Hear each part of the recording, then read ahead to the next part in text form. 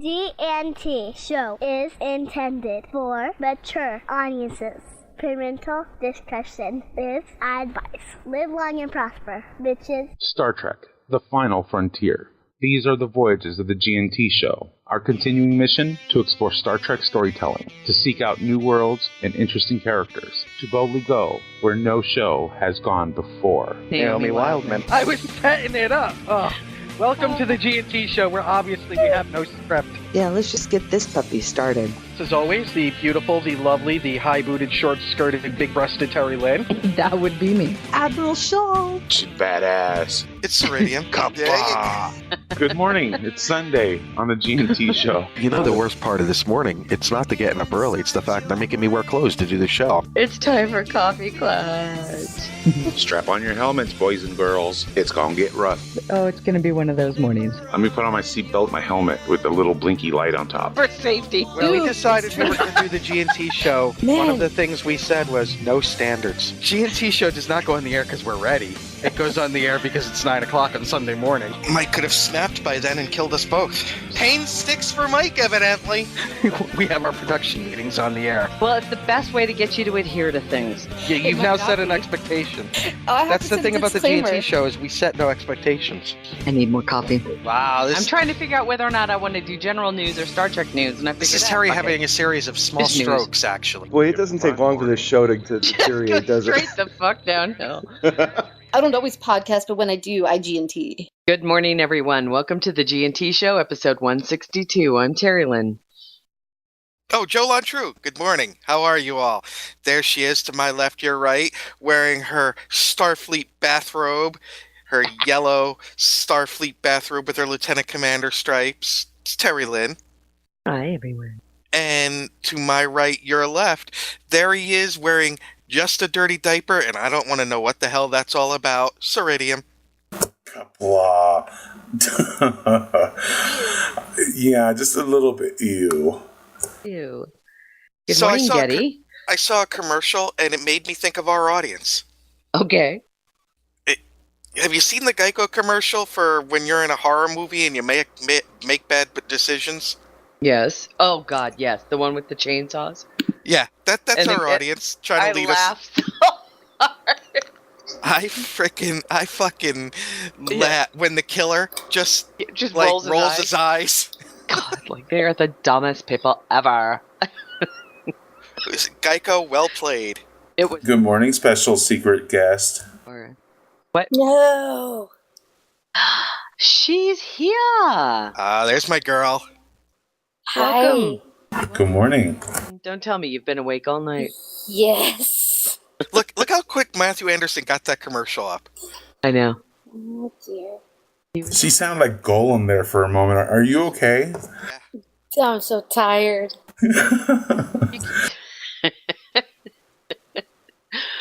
It's coffee clutch time. And everybody, Adrian is with us. No, it's like Kinda. I'm expected to do something amazing with that intro. No, Every it's time. all right. We just wanted to make sure that people didn't think that I was the one that was all freaky tired. Oh, no.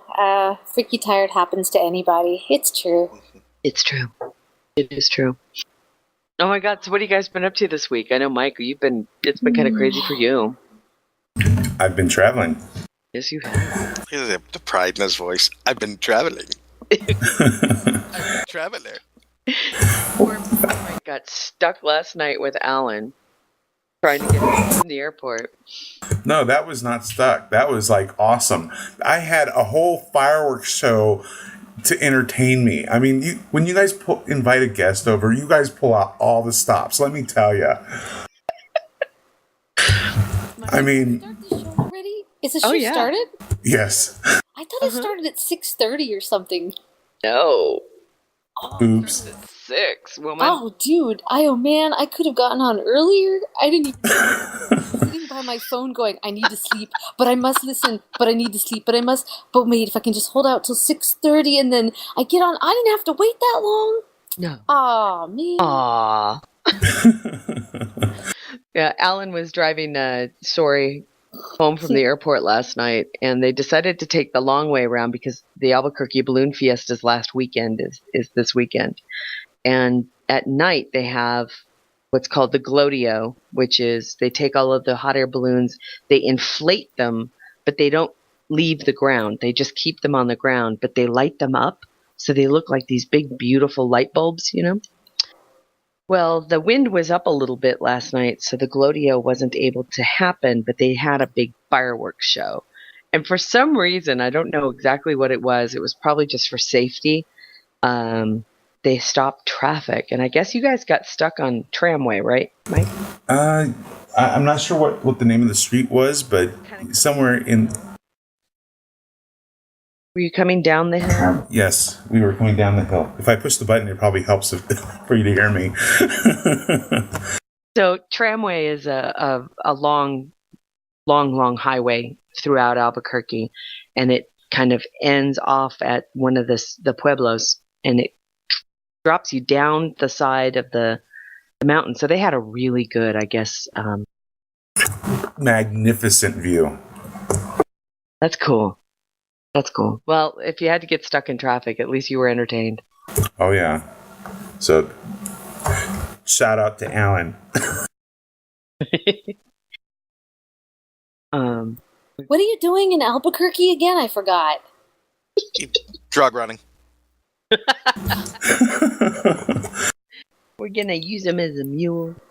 Oh, my gosh. I'm scared now. No, actually, we're giving Zori a place to relax and write for a few weeks. Nice. And he's also going to take one for the team and watch the dogs while Alan and I go on vacation next week. It will be a pleasure. Yes, I have pen and pencil and paper and yeah. That's cool. That's so cool. So he can work on all sorts of things, Adrian. Yay. And have access to water. Which is sad when he has access to water in New Mexico and he doesn't in California. Dude, it's true. Yeah. Yes. So, Terry, I've been dying to ask you. I've been waiting to ask you, especially since last night they went up 2-0. Would you agree that Kansas City is the story of the year? Dude, they're on fire. They are on fuego. They are on fire. It They're feels like great. 1982-83 all over again. It kind of does, except for the fact that 1982-83, I don't think the Giants were doing so well. No, I'm talking about the Royals. Nobody's talking about the Giants, okay? There we are. Hey, do you guys ever talk about vampires? Of course. What do you got? Oh, did you see it? How is it? Oh, wait, you do? Were there accents? Oh my god, you guys gotta see Dracula Untold. Oh, really? Were there accents? It is not bad. I went to go see it for Hot Guys, awesome armor and awesome fights, and it did exactly what I wanted it to do. Yeah. So it was like a beefcake movie then. No, not beefcake. Well, it depends on what your preference though is for the beef. I was very pleased. So I have to see it again. They should have had more fights because Vlad kicked ass. He did, and without giving anything more, not much away. But man, they did a good job. It's just a very short movie. It felt very short. Like there was more things they could have put in it historically, but I understand, who the producers are and what time restraint they had with the movie, and they did touch on a few historical elements, which I was happy for. And I liked the ending. I'm sort of tired of the whole Mina thing. Mina comes back and, it's my reincarnation of somebody I love, or, however they spin it, depending on the show, but, or movie. But still, I'm curious to see what they do with it. Anyway, yes, vampires. So, yay. Dracula Untold. I love the actor. Yeah, he does a great job. He is an excellent version of Vlad. Cool. Yeah. Because I love it because he plays Bard. Yeah, in the he Hobbit, does. Yeah. In the Hobbit. Now, does he call himself Dracula? Oh, I don't. Well, he son of dragon. Son of dragon. and all that, and the Impaler. I mean, they go into that.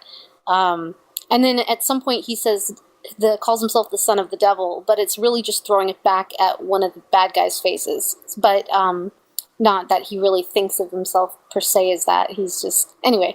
I don't want to give it away, but oh my god, flail. Now, Adrian, you know a great movie for costumes and such, and I'm sorry, it's a guilty pleasure of mine, is Hansel and Gretel Vampire Hunters. Yeah. That the set dressing and everything on that was amazing. Yeah, actually, it was a fun movie. I I don't know who that chick is, but goddamn. It actually was better than I thought it would be. But it was also kind of forgettable too. But yeah, they I'm really sure. did have nice visuals. Well, yeah, no, but Dracula Untold is actually good. Cool. There's some things that are very cheesy, so you will get cheese. That's okay.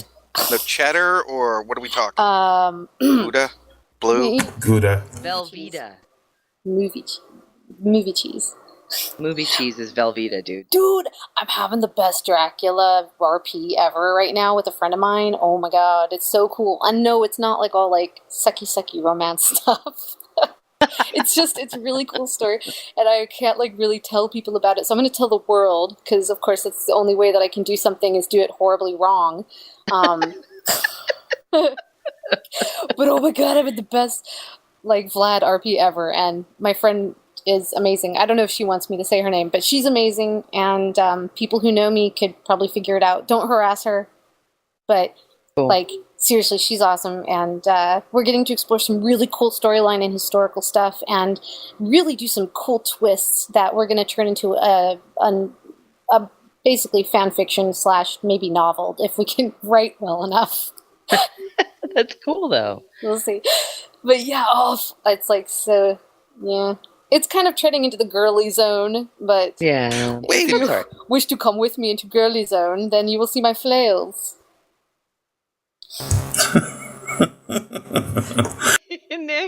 Nick, what did you think of this week's Agents of S.H.I.E.L.D.?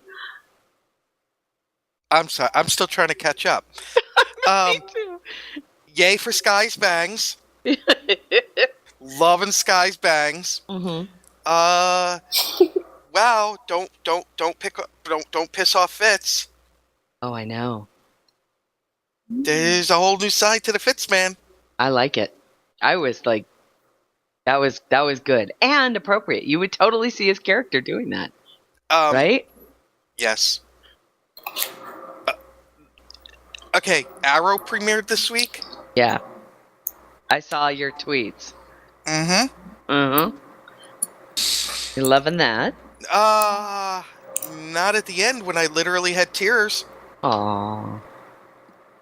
Let me just say, I understand what's going on, and okay, spoiler alert. It's only been half a week, but spoiler alert.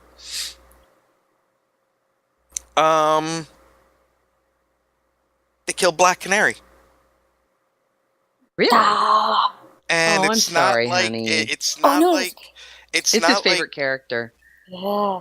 It's not like, oh, she's just wounded. No, she took like 4 arrows to the stomach and then fell off a 5-story building. Yeah, she was. That was less than the first 4 episodes of I'm Arrow sorry. series. But that's the same thing that came to my head too. It's like she took an arrow to the knee. Yep. Sorry. No, you know. Because I know what they're doing. They're setting it up for Laurel to become Black Canary. But still.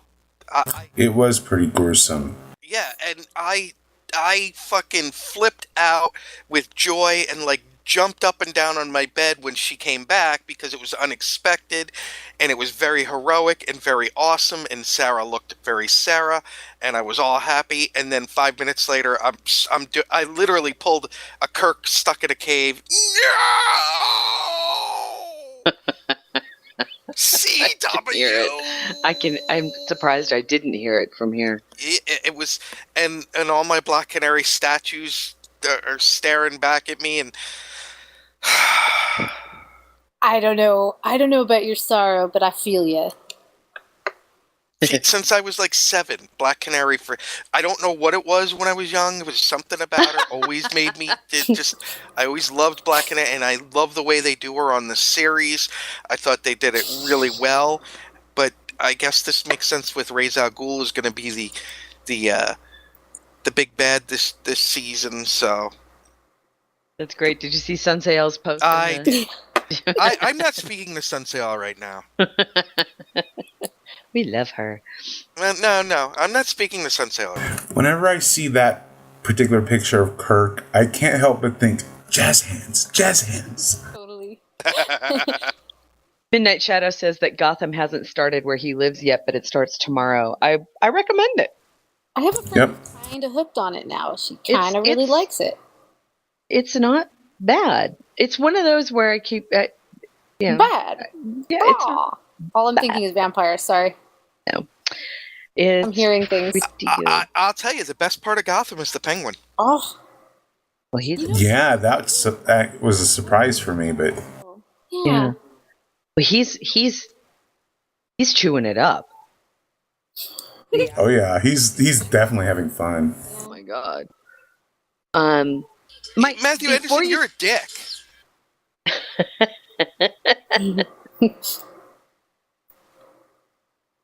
Huh?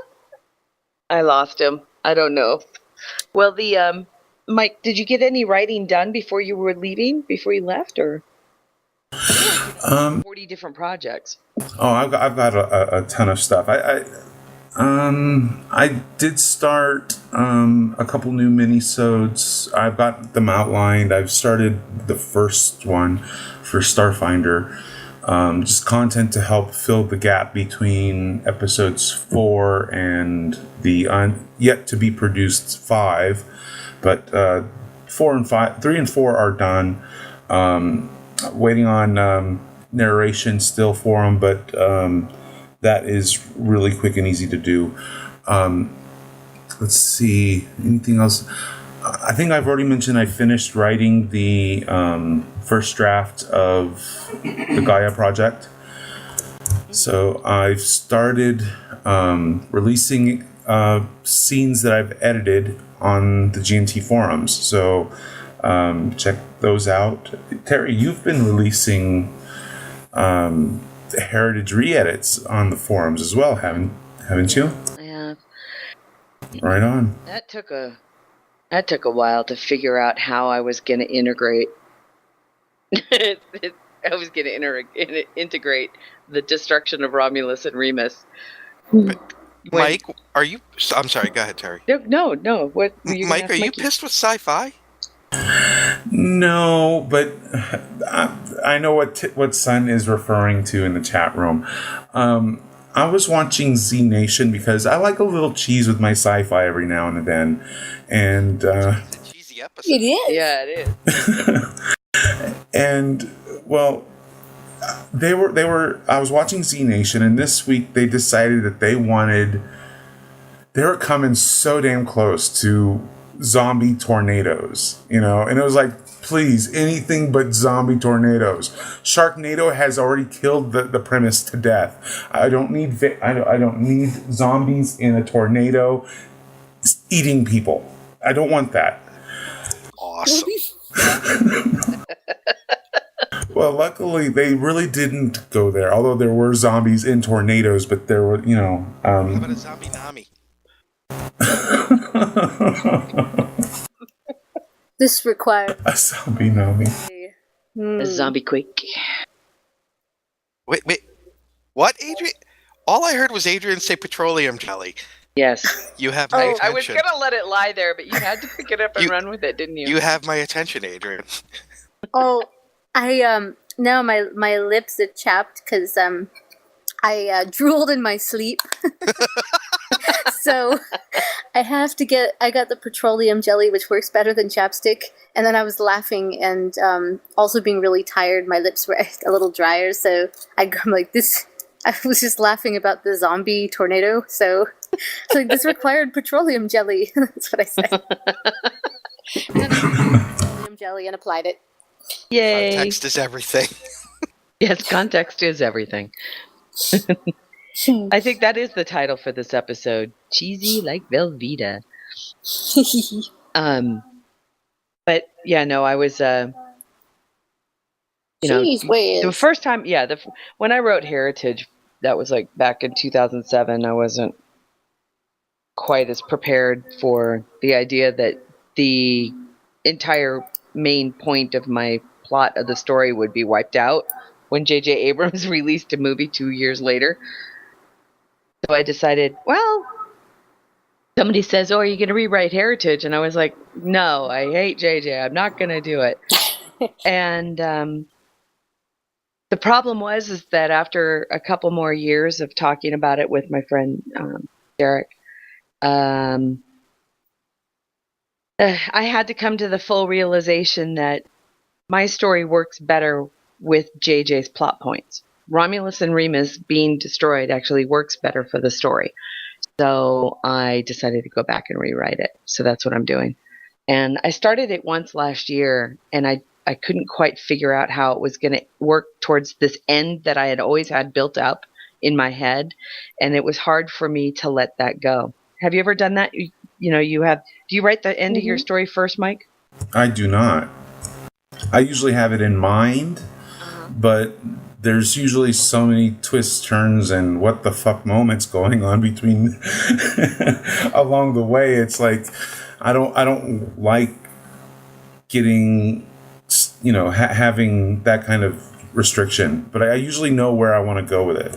Yeah, I had the ending written. I actually had it written. It was one of the first things I wrote. Cool. And now it was just trying to find a way if would it still work with 2 planets missing? How it would work. So it ends up that, I just had to tweak it and learn how to live with the tweak. And I hate to admit it, but I think it works better. Right on. Yeah, most of the time I'm a linear writer, but when Heritage came around, I knew it was going to be 4 books, and I knew the ending. Connect the dots type of writer. So I've got all these points that I kind of want to have happen. I have to connect the dots. That's usually what happens. So you actually kind of know your high points, and you just need to. Yeah, high that's points. Cool. That's the easy part for me is high points, and then oftentimes serendipity. Holy freaking doodah, dude! Serendipity is huge with my writing and with my songwriting too, but with stories as well. And things they connect as if there's some supernatural force that is assisting me. It's pretty cool. And no, I didn't do a deal with the devil. It's just pretty cool. I don't usually have the end of a story. I will have many different beginnings and many different endings while I'm working on connecting the dots. And it's it's kind of like a Chrono Trigger game. She writes in a parallel universe. But it makes it really hard to finish things. So I have only a few things story-wise that I've finished, and one of them is a play that I really want to get produced. And the other things are, and songs I will absolutely finish. So there's many, many songs and comedy sketches I finish very well. But for novel type stories, that is how I write. But that means that I'm really great at consulting and brainstorming. But it does mean that big writing projects like novels they take me way longer and are less likely to happen. What about you, Nick? I know you've written before, and I've read some of your stuff, and I love it. Are you a linear writer? I will start off with just the basic premise. I know the thing I'm writing right now, I know how I want it to end, but I haven't written it out because the journey to get there may be a whole lot different. Interesting. But I do have the final scene kind of set up in my head to get there. Much more. I didn't expect that to come out of my head. Yeah. Yeah. Well, it's But I do outline major plot points along the way. The one plot point in Heritage I was able to keep in but I was able to tweak, and it makes much more sense now, is that I was able to name a very pivotal maneuver after Miss Grady here. So have I, but I don't think. Oh my. Such an amazing, cool surprise. I can't even describe the huge, creepy meme grin I have. It's actually pretty funny because when you get to the point where they actually have to use it, because they actually have to use it. Oh, that's rad. So it starts off as a joke, and it ends up being not a joke. Beth actually uses the maneuver in a battle, and Janeway is not happy about it. Let's just put it that way. The Adrian maneuver? The Grady roll. The Grady roll. Oh. Ironically, I do have my own version of that, too. It sounds like a dance move. It is. The Grady roll kind of could work as a dance move. Yeah. It's more like a subdued version of what was it? The Starburst from Last Starfighter? The First Duty. Oh. What was it? What was that from the Last Starfighter? I thought you were talking about the First Duty. Oh no, yeah. It's kind of sure like as that. Heck So it's a lot of it's Irish kind of magazines. like we're just gonna fucking spray shit everywhere and hope it hits something. You're just setting me up with the jokes, aren't you? Yes. So it's kind of like a monkey standing on a turntable, flinging shit everywhere. So basically, you could call it the Peter North. I called it the Grady roll because sometimes when she really is tired, that's good. That's when shit starts flying. You realize like one or two people got the Peter North joke. See, the problem is if every time you say Peter North, my brain says Chris North or Chris Noth, right? The guy from like fucking. So Peter North. I know. But my brain that's what it says. That it just his face pops into my. I know. No, better than Peter North's monster, I guess. Yay! Last Starfighter, Death Blossom. That's it.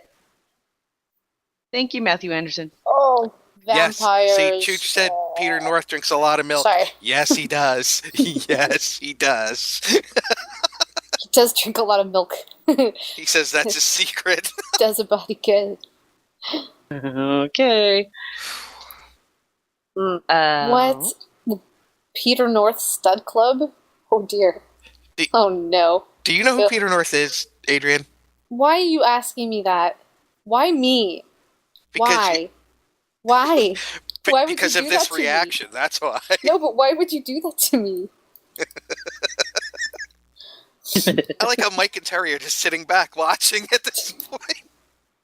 It's kind of like a train wreck. You can't look away. I don't want to know about his legend. His legend looms large. Do you want to talk about him with me? Is that why you... No, I was just asking if you knew who he was. Maybe, but why would you want to know if I know? I'm oh suspicious. My God! A simple suspicious. question has turned into the Spanish Inquisition. I'm so. And now you know why I named the role that I did. Then just saying. Yeah, there you go. Hey, good call, Steve. Oh dear, George says I have to know about it for Starfinder. Is that did I read that right? Porn Knowledge 101. If that gives you a clue. No. Yes. Now we have people playing the home game. game. I qualify. The Peter North home game. Oh dear. I love that phrase. I see that all the time. I've seen enough hentai to know where this is going. I have seen a lot of hentai. That's okay. Freakishly, it's totally cool. You know, curiosity must be sated. I did research that I probably wish I hadn't. Yeah. Well, let's get to some Star Trek news. Yes. But what about blood and vampires and immortals? That sounds like a holodeck adventure if I've heard one. Oh my god, I would so hop on that shite.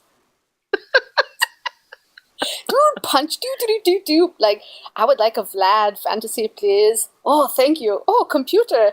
Computer says, I would love to do that for you. And I go, oh, you're so amazing. And then I step inside, and it's grand, and it's, and the castle opens up, and Vlad comes by. Oh, I heard you like me, and you want to holodeck with me. And I say, yes, that's a verb. And he goes, that's good. And then he goes, and he bites my neck, or something like that. I don't know.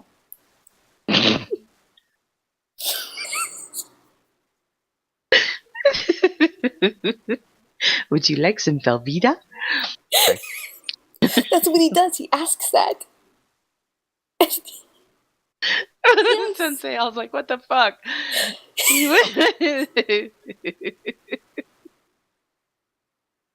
Okay. Oh, well, Velveeta. I have put a what did I do? Oh, it's a link. I put a link in the chat room.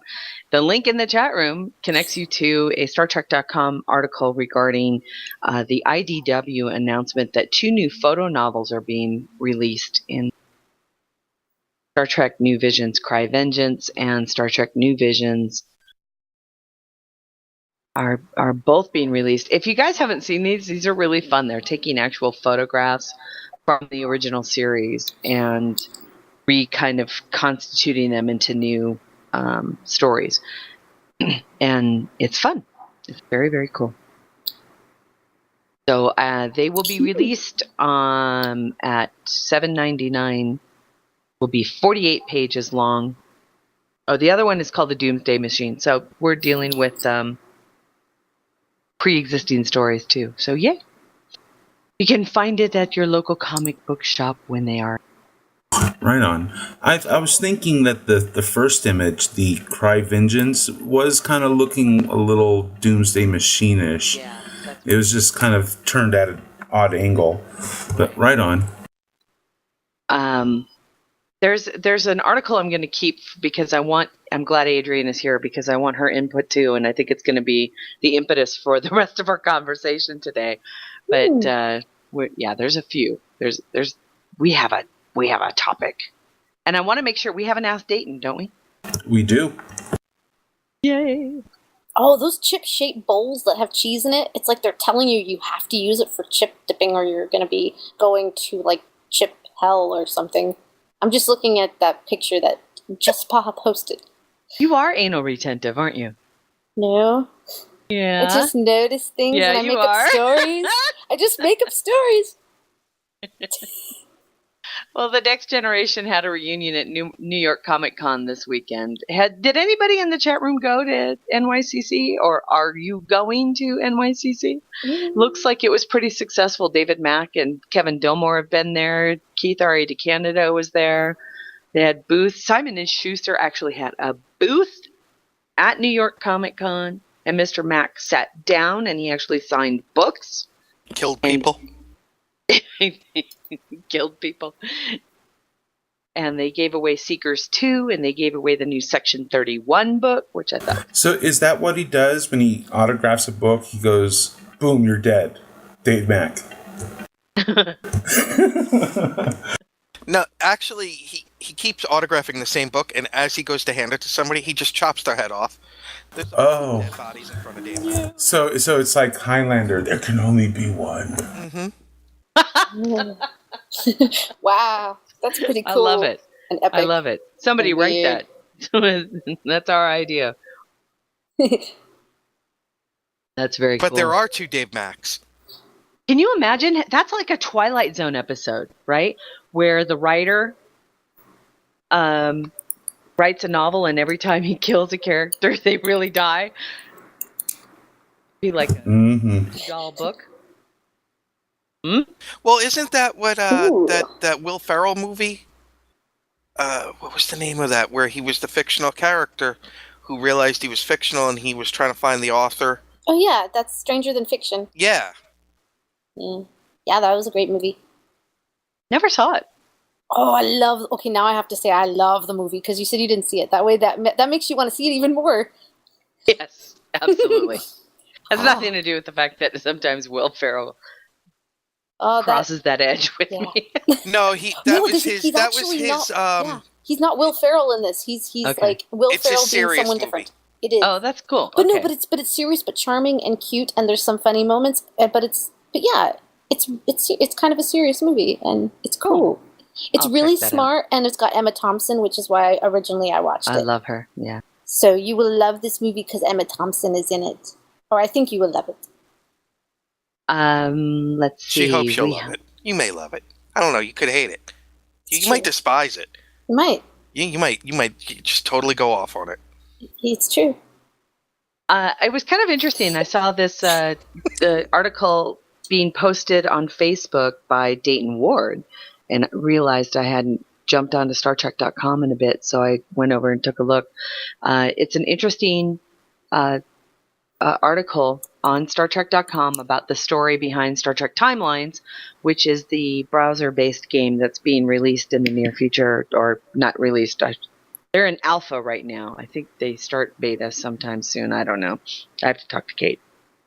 But Dayton was interested because it talked about how the story of Timelines, and it's so vastly different from Star Trek Online, and I do mean vastly. It's so different. That's why I think it'll be fun. It'll be fun. But give that a read. The Star Trek Terry, Delta, yes. The biggest news of the week you haven't even said yet. It might be what we're waiting for, but what are you going to talk about? The great Nick Myers pretty much said JJ is shit. You know, I did not get the link. When he I put was it on our up, Facebook. Okay, cool. When he was he was at Destination Star Trek London, correct? When he said that? I just put it in the chat room. Cool. He was at London, right?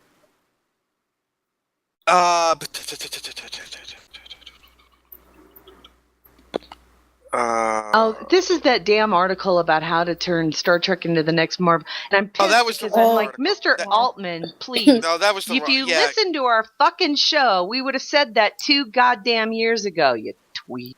Whoops, I copied All right. the wrong link. Don't Vlad get on will mine. kill you. But, I'm somebody, and now I have this, I think, is an original idea. Honey, if you had listened to the G&T show 2 years ago, everything you said, we would have said yes. Dracula says, listen to GNT, and you will be so wise. Oh, I hope you cut that out. Mikey, that's another one we've got. So, yeah. All right. Was that the article you wanted me to talk about, Nick? No. No. Okay. Are you guys going to Kamikaze, or is anybody? We are not, but I know people who are. And hopefully we will have some very interesting news Terry. for people before then. So keep listening to the G&T show. Well, I think on Facebook I did see that there will be a screening of Fairest of Them All. I think the time was like 1 p.m. I forget what date though. It's like 1 or noon. Right. Yes, they will be having one. No, Terry. During the day. It was at a recent press event to promote the new History Channel miniseries Houdini. The screenwriter Nicholas Meyer, who directed Star Trek II: The Wrath of Khan and Star Trek VI: The Undiscovered Country, was asked very point blank what he thought about the rebooted J.J. Abrams franchise. All right. His response was initially a gentle deflection. But when pressed, he made an analogy that compared his approach. The truth is that I used to read J.J. bedtime stories, and he came up to me at the Fox commissary, I don't know, about 4 years ago and said, "Do you remember what you gave me for my bar mitzvah?" I said, "No." He said, "You gave me the annotated Sherlock Holmes, and my son is reading it to me now. So it was the gift that, and my son is reading it now." Maybe his son is reading it to him. So it was the gift that keeps on giving. So then Crave Online said, "So you liked his movies?" It's very complicated to say, Meyer continued. First of all, I should preface this with the observation that artists are not the best judges of what they've done. They're certainly the word definitive doesn't belong, in my opinion, in any conversation about art. Well, that's true. Somebody says it's the definitive something, and I'm always recoiling. I think I've made this analogy before that Star Trek is a bottle into which different vintages can be poured. Oh, this is so politically correct. Over the years, a lot of different vintages have been poured. Give you another way of looking at it. If you know the Catholic Mass, you know that many, many composers have set that Mass to music. You know that. In other words, he's saying, yeah, it's different. Right? But then he says, what I'm getting? So my reaction, and I remember somebody saying, not your grandfather's Star Trek, when they were talking about JJ's stuff. And I was thinking, I can't really be a judge of this because it's so different from what I understand. I made a lot of changes when I came to Star Trek because I used to say, well, why are they all wearing pajamas? I made it into the Navy. It was about the Navy and space. Mm-hmm. But I don't think I changed the characters. I thought Kirk and Spock and those people were who they were. And I think the biggest thing that shocked me about JJ was Spock beating the shit out of somebody and thinking, no, that's changing the shape of the bottle. And it may be very entertaining and it may be like $1 gazillion, but that's changing the shape of the bottle. I guess that's what my thought. Okay, so he got to the core, finally, it took him a while, of what everybody else's complaints were. Mm-hmm. Is that they changed the bottle. We don't exactly. We don't mind being, and here's the thing: if you want to use his Catholic Mass analogy, that is, you don't. The Mass is the Mass is the Mass. What happens at the Mass happens every single week. It's the ritual. The ritual never changes, and what happens in the ritual doesn't change. Catholics believe that what happens is the bread is turned into the body of Christ. It doesn't matter if you're singing folk music or heavy metal or doing it in Latin or doing it Wagner in English when it happens. Right, or doing it in Latin or doing it in English. It doesn't matter. What happens is what's really at the core is that's what's happening at that ritual. That's what and now I get it. You're right. He's right. It is changing the shape of the bottle means, okay, well, what happens in the core of the ritual is no longer there. You've wiped out the entire reason for the ritual to have existed. And that's what happened. And I agree. And he was very nice about it because I know that they're very good friends. Oh, wow. I love him more than ever. For him to say, I love him more than ever, though. All he had to do was walk away. I love him more than ever. Man. That's an interesting thing. Everybody, the rumors about Labyrinth 2 they're wrong. False. It's false. But if they get enough pressure, they will do it anyway. But if you think about it, it was a good PR move to drop it out there to see what the Well, we'll see. Yeah, I don't know really who dropped it. Who dropped the base? I'm not sure. To see if it floats. Yeah, I think that happens every so often. Let's start a rumor and see if it picks up and see if there's really any interest. This is the second time though, within I think the past 5 years that rumor's popped up. All right, let's get to the topic because it's kind of on the heels of what Mr. Meyer was quoted as saying, but everybody knows that a couple of weeks ago, William Shatner announced that he was approached by Roberto Orci for Star Trek 3. And now he's being told to shut up. And now he's saying, well, I've been told to shut up. Because, Shatner doesn't understand that. Either, or he's just, crazy like a fox, right? Keep your PR going. That somehow fucking the JJ verse people think that secrecy greater than the military when they're planning an invasion is the way to make a movie. Yeah, because it really helps. What was that again, Nick? Them with their secrecy. For God's sake. It's not going to make your movie any better. But let's face it. Okay, you know how poorly JJ did it with the first 2 Star Trek films for himself, right? They were bad. The leaks were stupid. How cool and creative have they been with the Star Wars stuff? Because he cares about Star Wars. That's exactly it. Well, he said exactly that. Yeah. He really does care. And he's interested in it. And he loves he likes the little hints and the But even still, the stuff they've been able to release has only shown the fans, look, we're not using, it's not all CGI. We're using like real hard props and effects and stuff. So.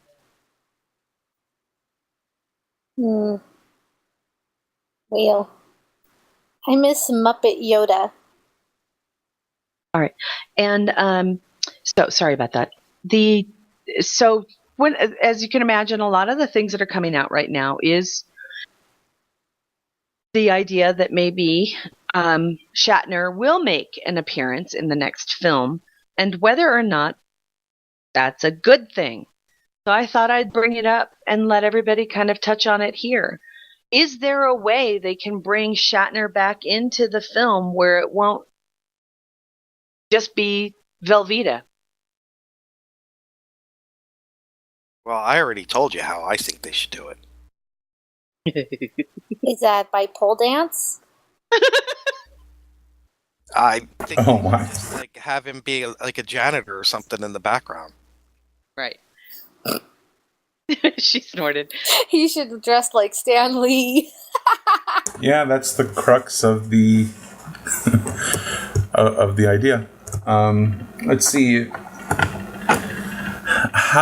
Now the question is, how do we bring Kirk into the new film? Is that the question, or is it Shatner? What will it do? Will it be a benefit to the story and to Star Trek, or will it inevitably end up just being a big block of Velveeta, another Spock yelling Khan moment? I don't know. I don't know what the story is. I'm not sure. That's the thing. Nobody knows what the story is, except like 3 guys in Hollywood. I really don't know. It really depends on how it's done. And honestly, I can spot Stan Lee so fast that it's distracting. What if it's a time travel plot? Well, there would have to be some form of time travel involved, because old Kirk and new Kirk. And my question is it time travel or is it parallel universe hopping? Because in a parallel universe, time doesn't really matter, I guess. You could do a holo journal. Oh, it's all a holodeck fantasy? There's some records of... No, don't take my mind back to Vlad. Did you see what Thomas Moroni posted on Facebook about how he thought the only way it would ever really work is that at the end of the 3rd film, we have William Shatner and Leonard Nimoy in bed with each other, and they wake up, yeah. And looks at him and says, "Oh, honey, I had the strangest dream." Oh, yes. I really want that to happen. It's good. To have a Bob Newhart ending to all of this. Especially with Spock and Kirk in bed with each other. That would just be my gosh, yes. Hilarious love. Beautiful love. It's beautiful. Well, I mean, I think really what my Steve hasn't. Should he be in it at all? Well, Steve has an interesting thought. Just don't do the time travel. Just have him, age, encounter something that makes him go old. Now, they've done that with TOS. They've done it in TNG. So it's kind of a reused plot line, but, What if it's a forward flash? What if it's, what if it is like a forward flash and you find out that he's just the Chris Pine Kirk as an old man? That'd be interesting. Or maybe, a scene with Spock where he's remembering a time and recounting his story to young Kirk. I don't know. We're just spitballing here. No, the whole movie is a flashback? Stop with the fucking bringing in. Stand on your own 2 goddamn feet. Leonard Nimoy wasn't even needed for fucking that piece of shit second movie they made. I am Khan. Oh, okay. I don't know what that means. Here, let me contact Spock. Oh, Khan, he's a bad guy. Oh, so now we're going to take your word for it because in your timeline, Khan was a bad guy, but so far he's done nothing to us to make him a bad guy, but we're going to take your word for it because we're pieces of shit. Can I do that like a hand puppet show? That whole speech you just did? Yes. I like rage puppet, but it's cool. Like, because I felt it. I feel you. I feel you. But I do. Leonard, there you go. There you go in the chat room for you, sweetheart. A Leonard McCoy vampire hunter. Yay. Yes, I agree. I think you should do a puppet. A Nick Rage puppet. I would like to see Nick Rage puppet. Has to happen. But I agree with you, Nick. I'm really on board with that. I'm bringing an actor in as a really cheap ploy to kiss ass or cater to Star Trek fans, because really that's what it would be, don't you think? It's just cheap. It's just cheap. There better be a really, really good reason for his appearance to be there, and it better fucking serve the story. But then again, we're dealing with a guy who doesn't know how to write a story. I would still like, to see, Shatner make an appearance as Kirk's uncle. Maybe in a communique. I don't know. I would totally buy it. The fact that it's Shatner, though, but I know would it's overwhelm him. Everything else. It's kind of like he is the Kirk. I can't see him as something else. I could buy him as an abusive dick. That's what I meant. I meant I could totally buy him as an abusive ass. We want to make a new Star Trek with Bad Robot Productions, and it's going to be set in a new timeline so that it can stand on its own until we take every chance we can to fucking bring in somebody from the old and fucking pollute it with that shit, and then put in all these references. Ha ha, do you get that reference even though it hasn't happened yet in the prime timeline? Ha ha. Oh, and because of the destruction of Romulus, it's changed everything, but that even changed history back 200 years because that's how our timeline rolls. Ha ha, we're fucking dildos. Oh my god. But I know, I know, I understand. I kind of agree. And yeah, but what about Winona Ryder? Wasn't that some hardcore Star Trek? Yeah, but don't. I enjoy Winona Ryder. So oh my god! Oh my god! Though I could not. I thought she. I couldn't buy it. I thought she was good. I liked her in Beetlejuice. I thought she. I liked her in Edward Scissorhands. Oh, but and I liked she her was in good Bram in the role. Stoker's Dracula. What was wrong with her in the movie? Dracula First of all, back. they gave her barely anything to do. But no, it's just the dialogue, and I didn't. Well, that's not her fault. I didn't really believe the acting so much. Also, maybe it was just because it was Winona Ryder, and that stood out to me too much. I don't know. It might have been. I don't know. I liked her. I thought that she wasn't given enough, to be honest with you. Oh, really? If you look at the deleted scenes, they deleted out a bunch of stuff with her.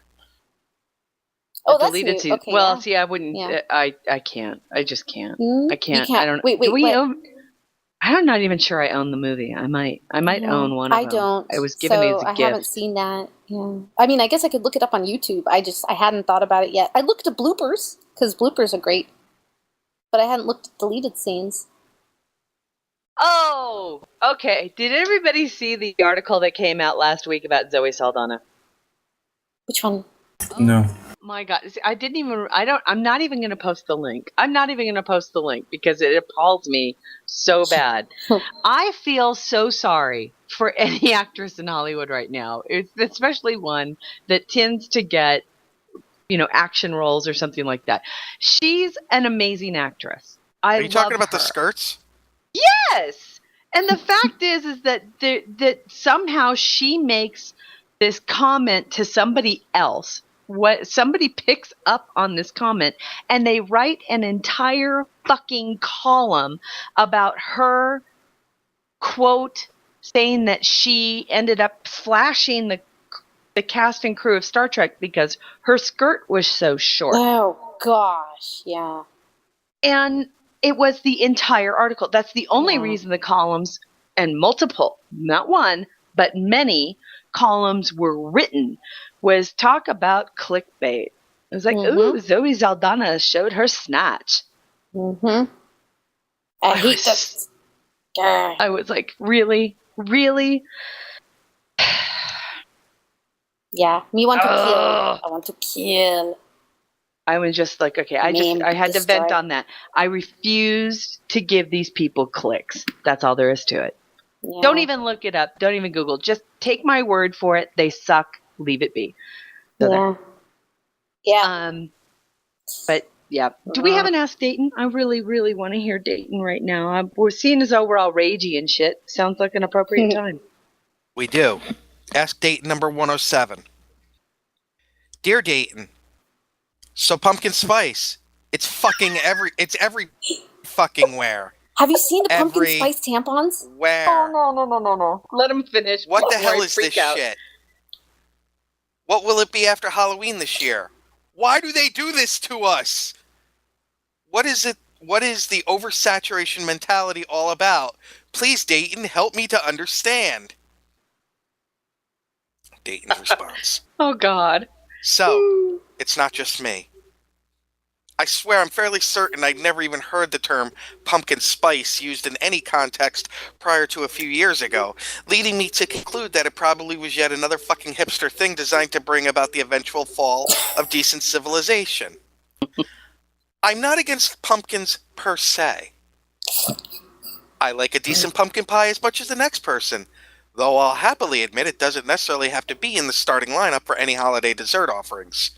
Beyond that, I don't really give too much of a damn about pumpkins, except maybe for those pumpkin-shaped candies they sell out for Halloween, which are really nothing more than 8 balls of flavored sugars. I was content to live my life this way, but then the world shifted around me. And then he's got a picture, it says, brace yourself, pumpkin-flavored everything is coming. What the fuck? Seriously, what in the name of Jupiter's uncut cock are we supposed to do with this shit? Sprinkle it on our cereal? What? Smoke it? Put a pinch between our cheek and gums? Apply it to our junk before sex? Even the people on Arrakis weren't as wrapped around the fucking axle about spice as we seem to be down here on little old Earth. I mean, get a damn grip, people. Okay, so little Googling tells me that the pumpkin spice craze was, as we currently know it, can apparently be traced back to the pumpkin spice latte introduced in 2003 by Starbucks. No, it's been in candles. Adrian's hurt. That should tell you everything you need to know about how we're fucking doomed right there. It also explains why I have no real experience with this phenomenon, because you've got a better chance of finding me in front row center at a Justin Bieber concert than inside a Starbucks. Now, however, that's harsh. Pumpkin spice is everywhere. Never mind that pumpkin by itself as a flavor doesn't really do that much for me. It's only when you start to mix in stuff like cinnamon, nutmeg, and so on that it begins to taste like what we're seeing infused into fucking everything. I mean, we've got bagels, we've got Pringles potato chips, Oreos, body lotions, deodorants, shampoos and shower gels, fucking dog treats. There's even a pumpkin pie flavored vodka, which is just as heinous beyond my ability to articulate via the written spoken word. Mommy, make it stop. As for what happens to this shit after Halloween, if you're thinking it's just disappearing on November 1st, then that is some seriously fucked up wishful thinking you've got going on there, my dear question poser. Pumpkin spice isn't going anywhere until at least January, because as we first world trendoids tend to do, we will squeeze every last drop out of this particular marketing ploy long after fall has given way to winter. We'll start to see it roll out next year, right around the same time we've subjected ourselves to the annual unpacking of the Christmas and other holiday decorations, which by my calendar should start happening on or about July 17th. brace yourselves. I'm gonna send him a gift pack filled with pumpkin spice everything. Careful. He gets Now, I know, but I love his retorts. I will say this. And the pumpkin spice Starbucks came out in 2003, and now it's 2014. Then Starbucks really, really, really had a long time with just that, and everybody else is just catching up. I think there's something else that has happened, but I don't know what it is. And they have taken something I enjoyed. A pumpkin spice latte. Yeah, Dayton, I'll say it. I enjoyed it. I also enjoyed a gingerbread latte. And they've ruined it. I mean, pumpkin spice tampons? What the fuck is that about? pumpkin spice Chipotle burritos sound gross. Oh my gosh, did you see the Doritos pumpkin spice that they posted? Are you kidding? That was hilarious. You know what's so funny is that I don't like pumpkin at all. I am not a squash person. I avoid it all and have for my whole life. So I don't understand any of this anyway. I don't like pumpkin pie. I don't like pumpkin muffins. Yeah, see, I like pumpkin pie, so that's why it's okay to me, but not everything like pumpkin spice smells good or is good. Like, it's I'm not allowed. The only pumpkin allowed in my pumpkin house are the spice. cans of pumpkin I have to feed to my dogs. Yeah. Because So you're it's high in anti-gourd. fiber and it keeps them from getting Right. diarrhea. That is it. Yes. That is all. So pumpkin spice isn't one of the Spice Girls? Oh, it should be though. No, the last new Spice Girl was Skanky Spice. You would note that. Mm. Oh, yes, I would. Yes, you would. Thank you, Dayton. That was awesome. Thank you. Pumpkin spice M&Ms. Really? Yeah. Well, I don't know. A lot of them, it's hard to tell if it's a joke or not. Like Doritos pumpkin spice, I'm sure is not real. And I don't think the Tampax pumpkin spice is real either. No, I'm sure that's not, but even still. But it's hilarious. Have you noticed, like, take a watch as spring approaches. A couple of years ago, everything with cleaning had the cleaning power of lemons. Then the next year, it was everything had the cleaning power of oranges. Then it was everything had the cleaning power of lime. I mean, what's coming up next? Grapefruit?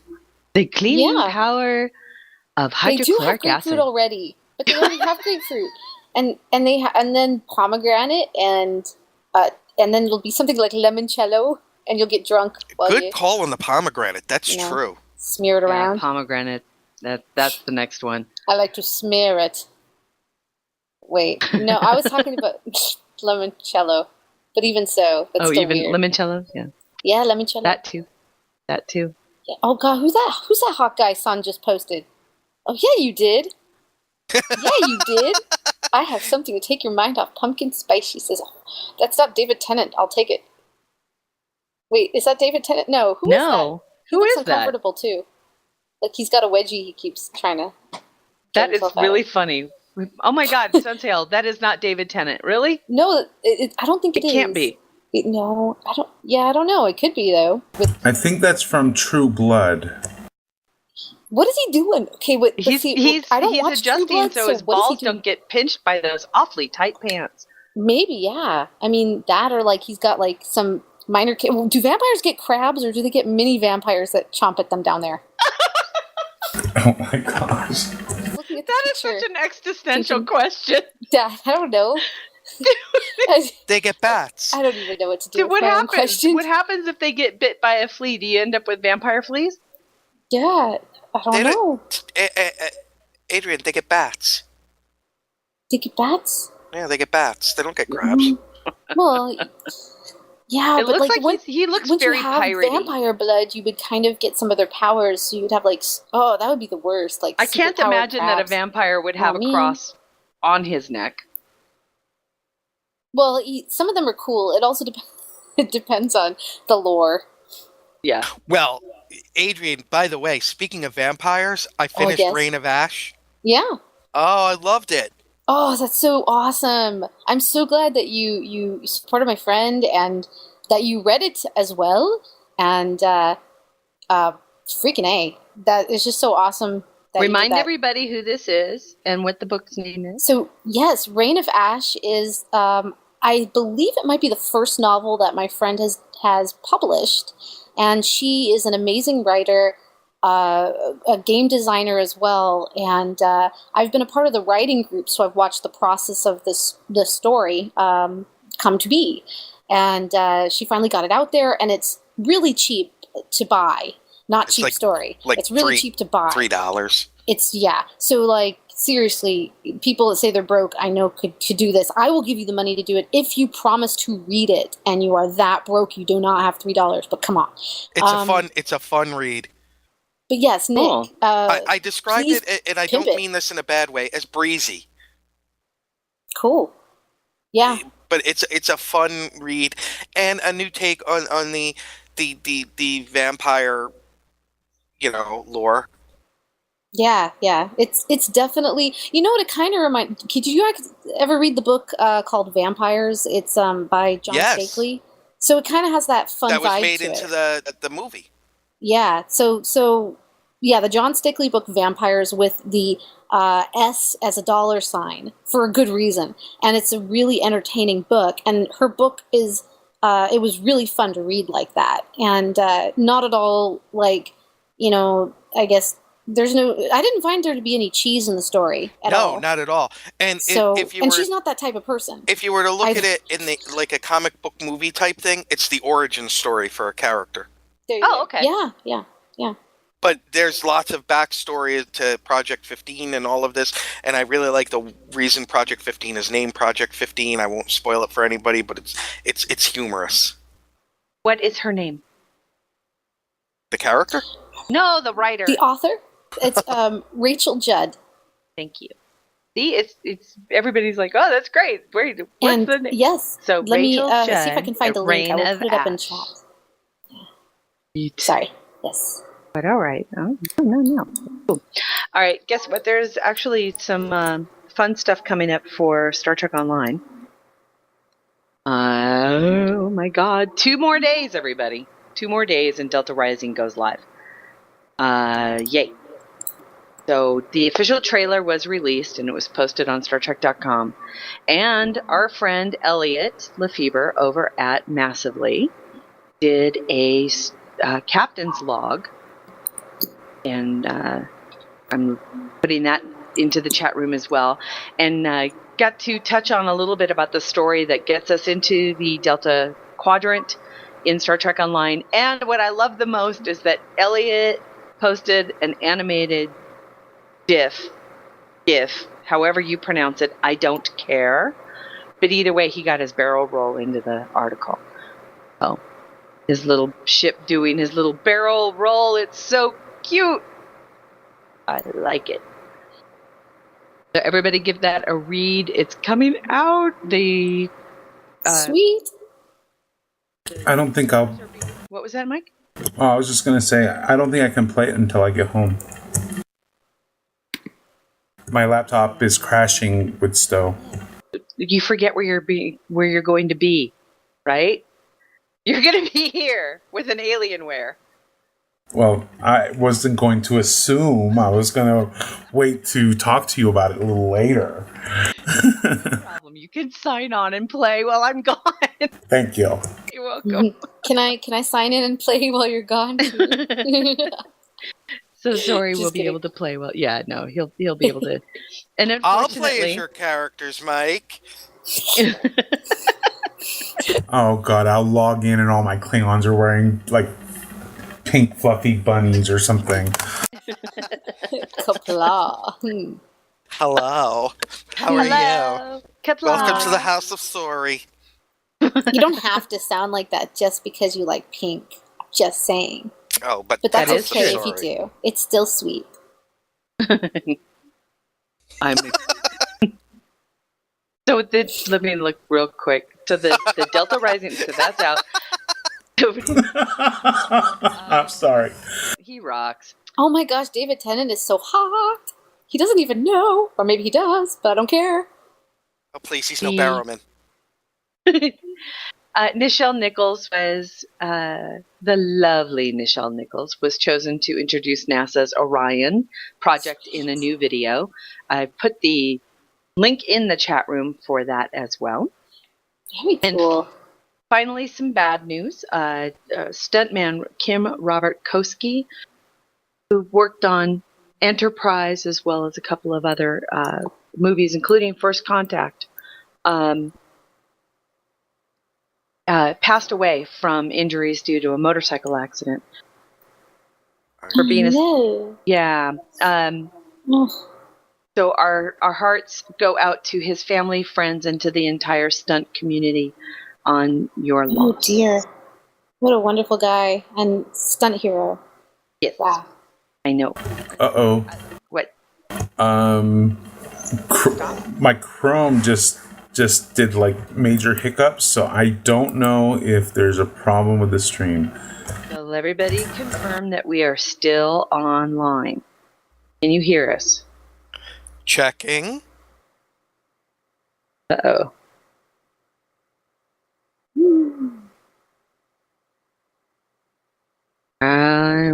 Yes, they can still hear us. Yes. Okay. I just saw Chrome just take a dive, and that just made me panic because. Sensei all saying that with like a yes.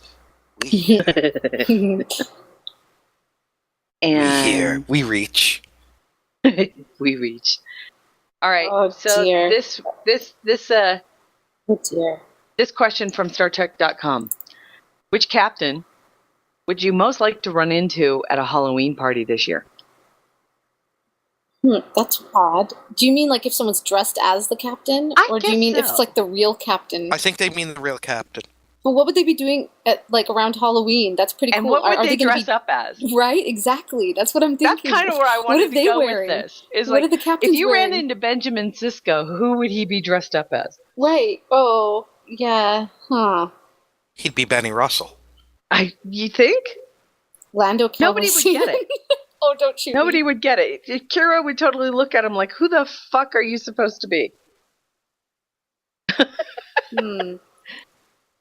You know that guy from Says You know Captain the guy Kangaroo. from my dream? Yeah, right.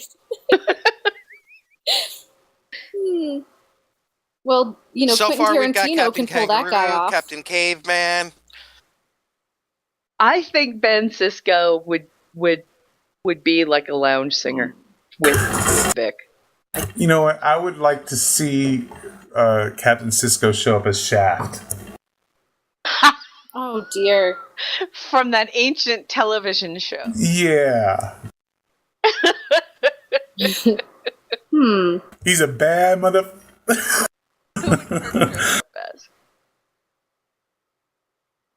Oh, Kirk. The unicorn dog. I would love to see Kirk show up as the unicorn dog. Oh, that's great. Yeah, no, he wouldn't do that. No, he wouldn't, but I'm just saying. Cisco dressed as Loki? I actually kind of want to see Cisco dressed as Loki. Actually, Cisco. I don't know why. I just kind of do. What's his name? The dude that guards the Rainbow Bridge.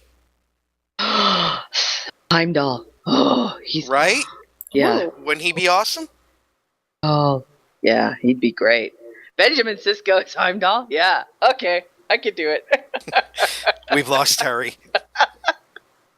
Everybody knows how I love him. Idris Elba, I love him. He makes me so... Holy fuck, is that who played him? Idris Elba? Yeah. I was so wrapped up in Sif that I never realized that was him. There is a scene with Heimdall and Thor talking at a table, like in a pub or in a restaurant or wherever the pub is. Yeah, that's in the second, right? In the second movie. And that whole scene, I don't think Alan was able to get a word in and me understand it.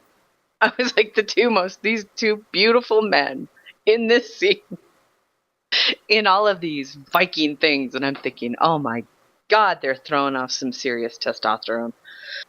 Whew! So yeah, Benjamin Sisko as Heimdall would be fun. Kirk, who would Kirk be? I think I know Kirk would probably dress up as like Horatio Hornblower or something like that. I don't know why, but I see Kirk in a toga. I could see Kirk in a toga. Kirk could probably do a toga pretty well. He'd do that. If it would have to be something like historical. He would like to do something cool or funny or something like that.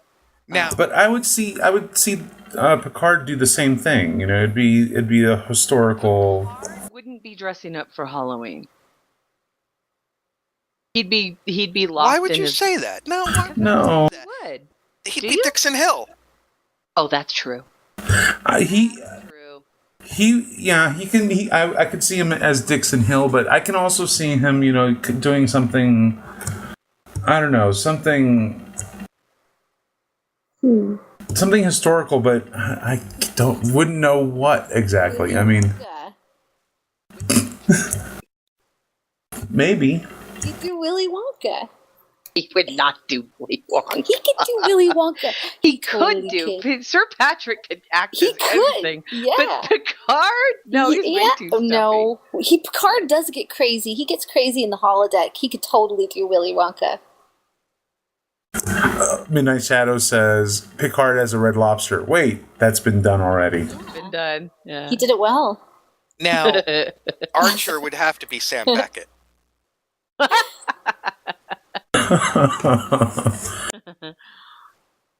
Oh boy. Oh boy. Could do Cisco could dress as one of the Men in Black. Oh, that's good. Oh, with Shatner. What would Janeway be? Oh, Cisco could dress as Urkel. Oh my god. No. Stop it. But, just Adrian. Oh, but Adrian, that guy Adrian, is amazing. Adrian. What? Stop. Stop. He would Talk about Halloween. Could be anything. Halloween does not mean be a Halloweeny. What? Dude. Yeah, exactly. I kind of miss Urkel. It's been a long enough time. No one has ever said that sentence ever. I know. He right? just did, though. Isn't that frightening? It's time for Urkel to come out of hiding. It's okay. Well, then Kirk has to be Joey Lawrence from Blossom. Whoa. I think Janeway would be Annie Oakley. Or yeah, that's good. I could see her as Annie Oakley. I could see that. She would. I think she would. She would. Or, you know. Eleanor Roosevelt? Maybe. Yeah, somebody like that. But, you know, she also has a sense of humor, too. But she wouldn't necessarily get... Oh, I could see her doing Captain Hook.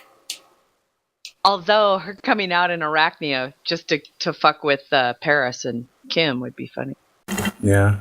Now, if you want to do it, I could see Picard as Captain Hook, too. Paris, you wouldn't be able to... He wouldn't... What wouldn't he dress as? I'm a Nebula monster. Oh, he could be the Michelob Man. What? Yeah, Kirk could be the Michelob Man. You mean Michelin?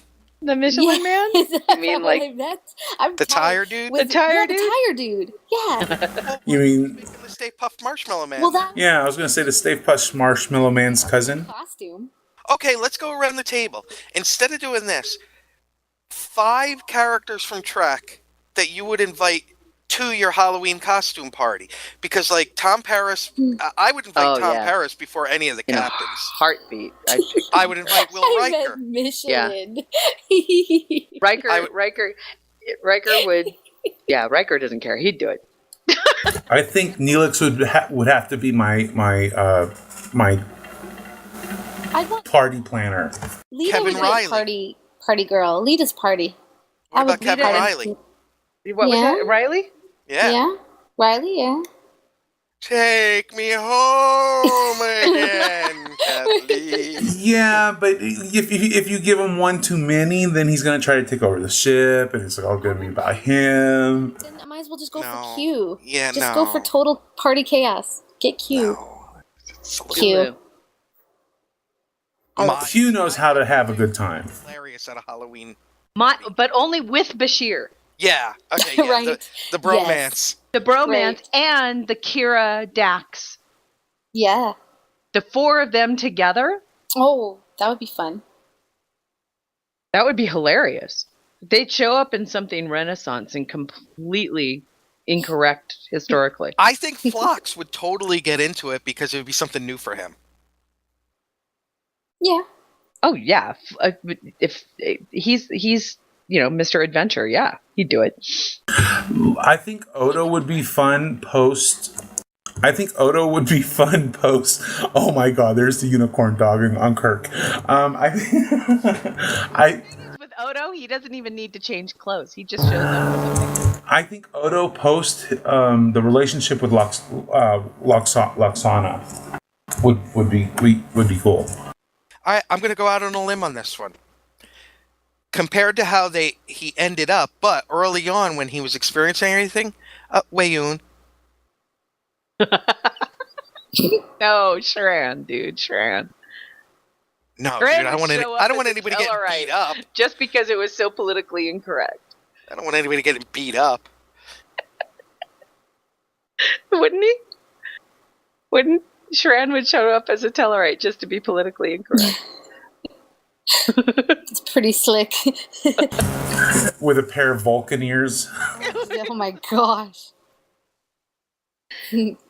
I want to see Kira go as the bride from Kill Bill, Uma Thurman's character. Wow, she would. Yeah. Hello. Yeah. Yeah. Hello. Oh, that sounds like Nick really likes it. I never even thought, but I could see.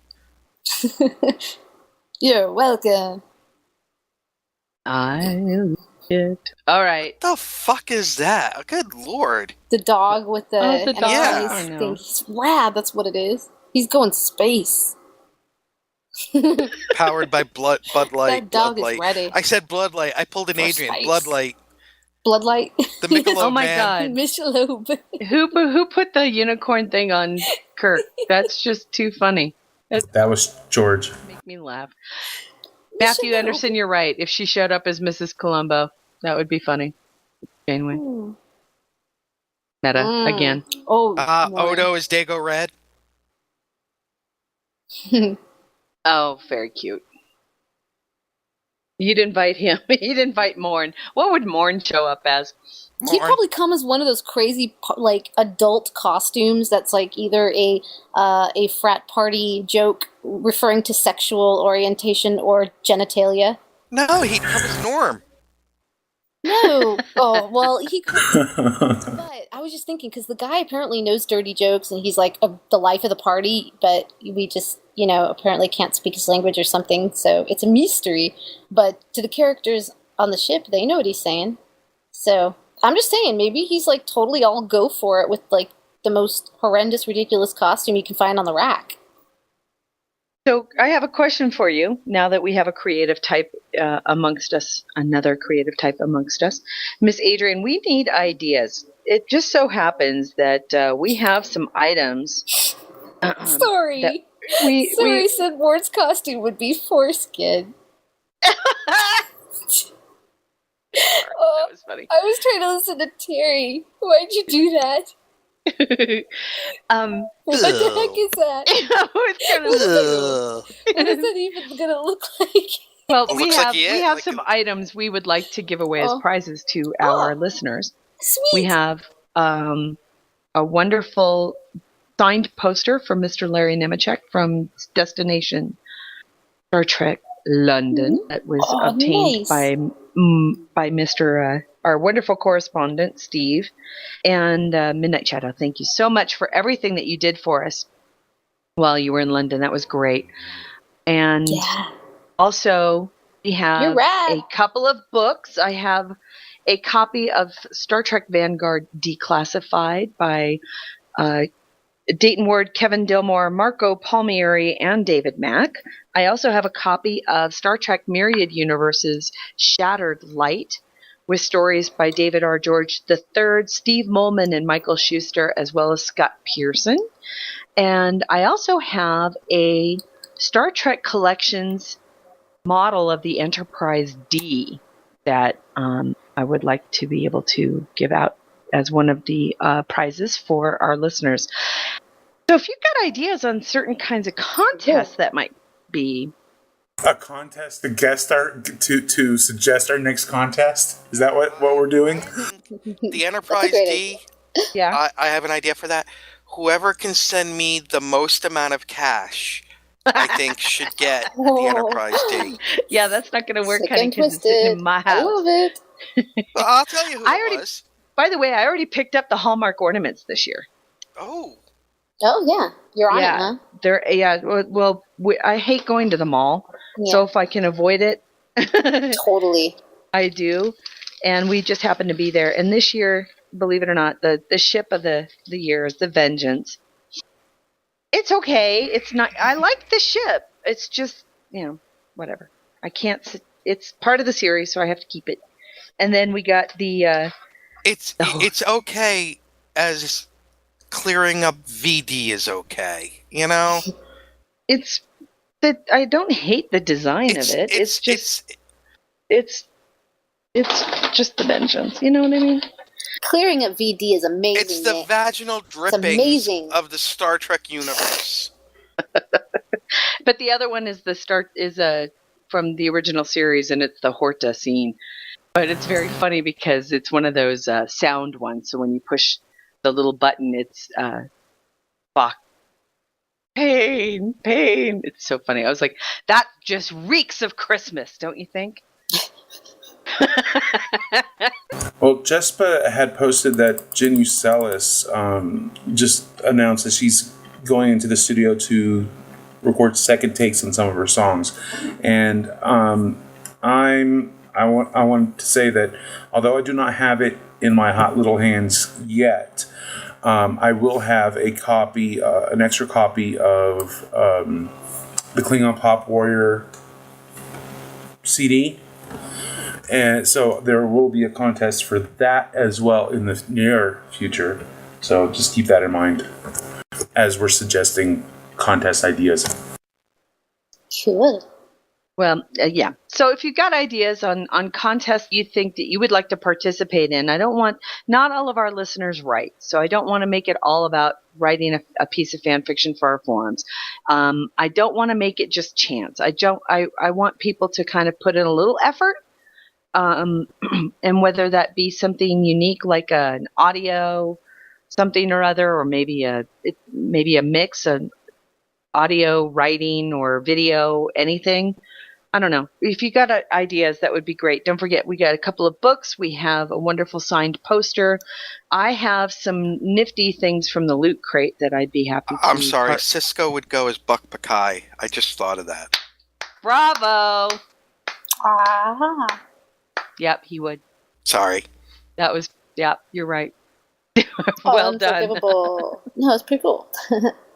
And then the Enterprise D model. So that would be great. So send your ideas to hosts@gntshow.com. Is that Enterprise D model? Is that the one you got like 17 copies of because they were just too good with customer service? Yes. And I said, do you want me to send it back? And they were like, no. You keep it. And I was like, seriously? They were like, yeah. I said, okay, well, I'll give it away on our podcast. And they said, awesome. They're great. I love them. It's nice to hear of good customer service, especially if you hear about people dealing with like Comcast and shit. Yeah. Oh, look that! I know the puppies in the chat room are so cute. I just got my my Nova class, my USS Equinox, and my Galor class Cardassian vessel this week, and they're very shiny. So yeah, send us your ideas. That would be great. Mike, I know we've got some announcements, so I thought we'd start early this week. Well, before we get to the announcements, I brought Steve in, Midnight Shadow. I think he's been chomping at the bit to give us a quick rundown. Well, yes, he is. Please, Mr. Midnight Shadow. Oh, so please. how did the last day of DST go? Hello. Yes, it was all. I love your voice. Okay, go. Yes, it was all very good indeed. Just unfortunate that I ended up getting con crud after I got home. So I've been ill all this week, which is why I've not been able to send anything. I've got audio, images, and video from the bits that weren't corrupted on the card, but just haven't had time to piece anything together. Oh, yay! Oh, So- you poor thing. You took one for the team. You got the con cred for us, everyone. No, but you're amazing, though. Thank you. As a fan of the show as well. Thank you. So, but yeah, I've got a lot of stuff. Unfortunately, not as much as I'd hoped. I'd got some problems with the SD card that I was using. I'd got a load of video that had corrupted, including the world record attempt when you'd got Aaron and Max dressing up as their Ferengis, which was so hilarious. That was all corrupted as well. Oh no! So yeah, I was so disappointed with that, and as well as some images as well. And it's like, oh, really? It's okay. You're still wonderful. So yeah, I've just got to find time now this week to piece it all back together and do what I can with it. So, but yeah, I did have fun. Got to ask a couple of questions. One was to Una and James. I sort of asked how they found out about getting their New York bestsellers title and what they did to celebrate, and which had James get up and do a little dig on stage about how he celebrated, which I have on video. So I just need to clean up the audio a little on that bit, and I will sort of publish that little snippet as well. But yeah, right on. Great fun. Now, did you identify yourself as being from the G&T show when you did the question? I was wearing a G&T t-shirt. So nice. So whether or not Good they stuff. could see it because I was a few rows back or not, I don't know. But I was the ones got a camera set up on them and dictaphone and a t-shirt. So hopefully they would have actually seen. But Wonderful. Very, So- very cool. and hopefully we'll actually be talking to Una soon as well. Excellent. Excellent. What was your favorite part? I mean, now that you've had a few days away from it, what memory keeps coming back over and over and over again? Being healthy. Yeah. Definitely having Rom and that doing the Ferengi thing on stage, that was just so much fun. Having the TNG reunion as well, that was a lot of laughs. Although it probably would have been better if Shatner wasn't hosting it, because it sort of veered off and It became about him, didn't it? some questions were about him, and it's just like, no, he's supposed to be hosting it. Thing is, I don't particularly like Jonathan Ross, but I think he would have actually been better to actually host it, to be honest, than William Shatner. But I think they just wanted another big name hosting the show, to be honest, for that one. But mainly it was literally just talking to people.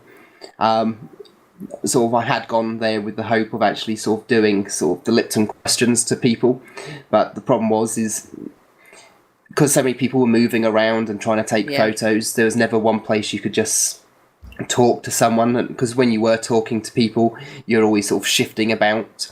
So I never did get to do that, because unlike you guys where you've got your stand, Right. people can't just come and sit down and just sort of feel safe just talking. And of course people got a bit nervous, because not doing something like that at a stand, it's like, is that a dictaphone, is that recording? And Yeah. so That's understandable. so yeah, I didn't get to do Did they things really like say that. dictaphone? Yes. They use the word lift too. For me, that's something Photo with an F. that's something you put into your shoe. So yeah, there's quite a few things that I didn't get to do, but yeah, I just spent so much time just talking to people and just talking to them about Trek, and it was just so much fun, and you just got lost with time, because it's like I think I said last week, one of the best times, just got stuck waiting to be served and just got talking to this couple, and I should have been meeting some friends and actually going to see Vic Fontaine live, and yeah, didn't actually notice they were downstairs live because I was just so busy talking Trek to this couple for about an hour and a half. And, Did you miss it? yeah. Oh, It was- the problem Steve, with I'm this- so sorry. The problem with the venue was that there's actually 3 levels, but they're actually playing different music in the other 2 levels. so you couldn't actually hear the sound because of the way it was laid out. So it's just like, oh, wasn't that a great set? What, they've come on yet? Because there's no announcement or anything for anybody else who wasn't actually downstairs.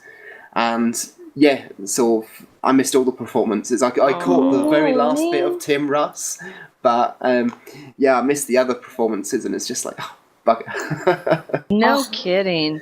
Oh, I'm so sorry. Especially as I paid out for the tickets as well, because I was told by the press office to begin with that the press pass does not include that. Entry. That's right. Yeah. So to make sure I got in, I got the tickets the night before and collected them.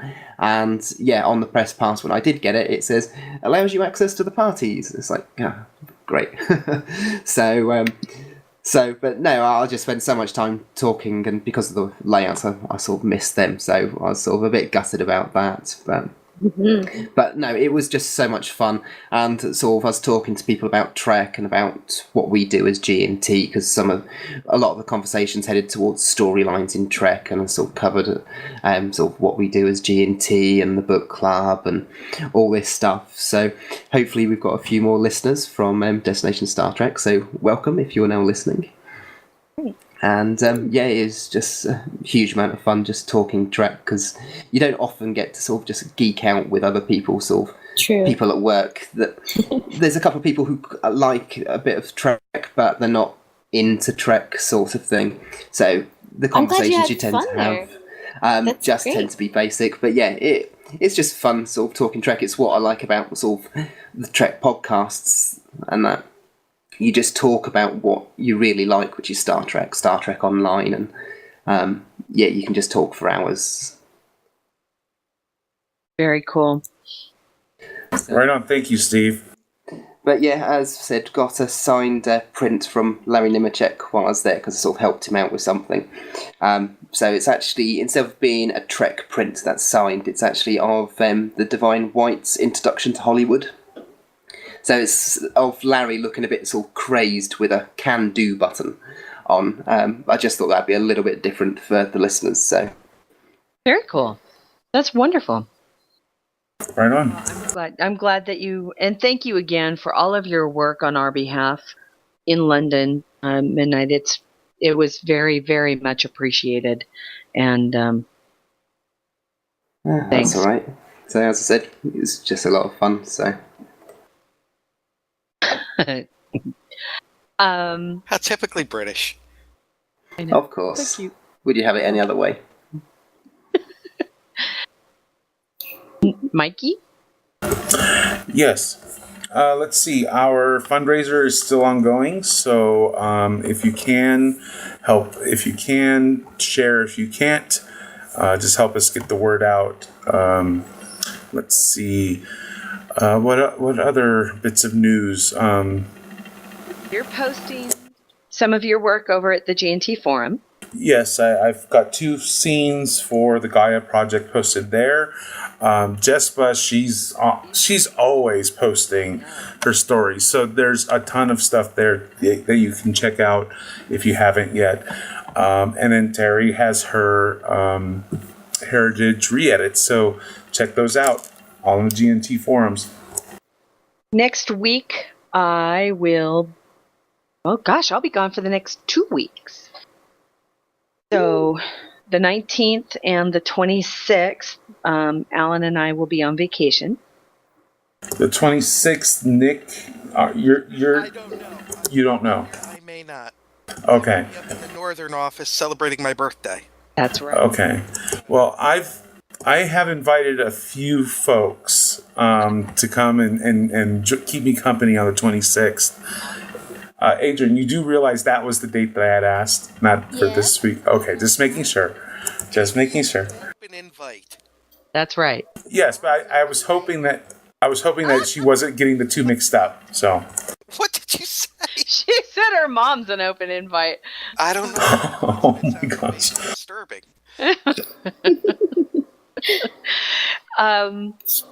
And we also are working on getting a real quick supplemental log out before. Yes.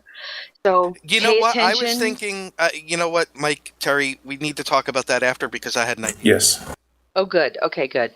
So when we get that scheduled, don't worry, we will get in that because we have some very special news that we get the honor of releasing. We get an exclusive, so I'm very excited, and I think that's pretty much it. I don't think we have any other major announcements. Again, if you've got ideas for contests for the stuff that we'd like to give away, give us a hint as to what you would like to participate in. Again, not everybody writes fan fiction, not everybody makes audio dramas, and I don't want to make it just chance, though.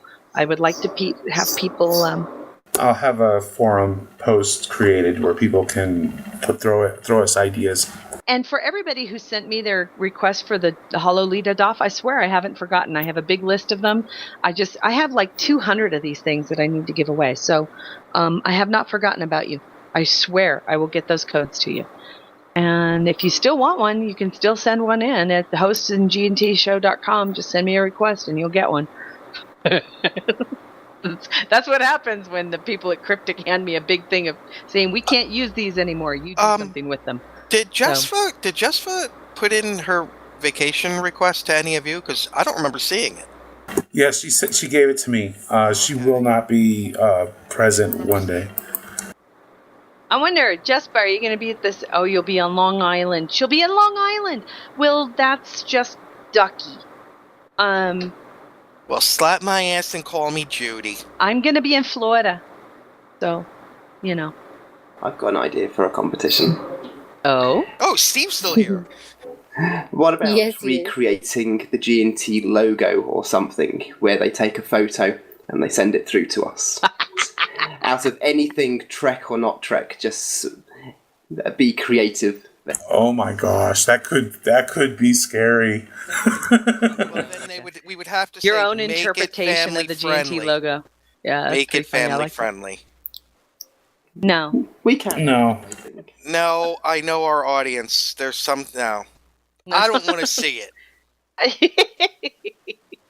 That's great. Oh my dear, I love his voice. It came back.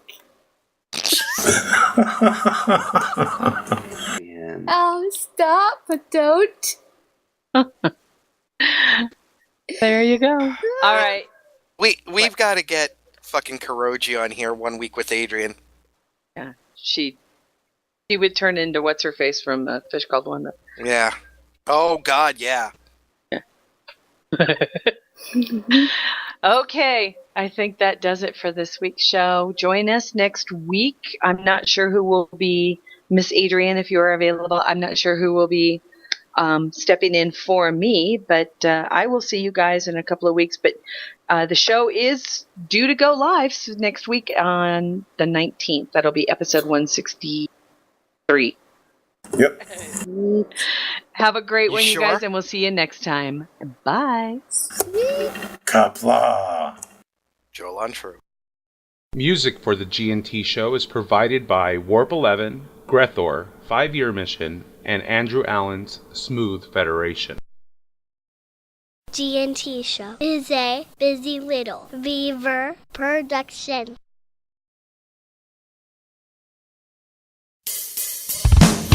Gonna take a 5-year tour, boldly go where no man's gone before.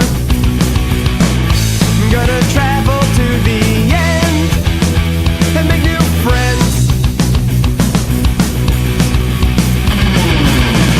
Move ahead, walk back to 10.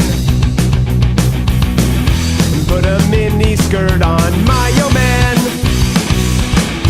Represent the human race, and we make space a happy place. To boldly go where no man's gone before. I think I've sang that line once before, but I'm not too sure. We'll be so happy, can't you see? A 0